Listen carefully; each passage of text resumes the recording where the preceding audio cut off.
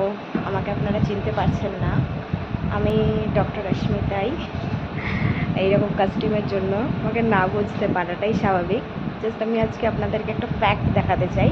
আপনারা ভাবেন যে ডেন্টিস্ট্রি মানে একদম হিউজ অ্যামাউন্টের টাকা, কিন্তু তার পেছনে স্ট্রাগলটা দেখুন। এই 44 ডিগ্রি টেম্পারেচারেও আমাকে আসতে হচ্ছে ক্লিনিকে, গ্রামের ভেতরের, প্রত্যন্ত গ্রামের ভেতরের। এখন চলুন আমি আপনাদেরকে দেখিয়ে দিই আমার কস্টিউমটা। এই সানগ্লাস পরে আমি বেরোই,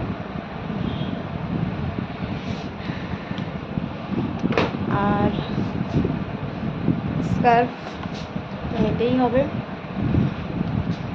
আর আছে আমার নেক ফ্যান, যেটা আমাকে একটু স্বস্তি দেয় এই হাওয়াটা দিয়ে।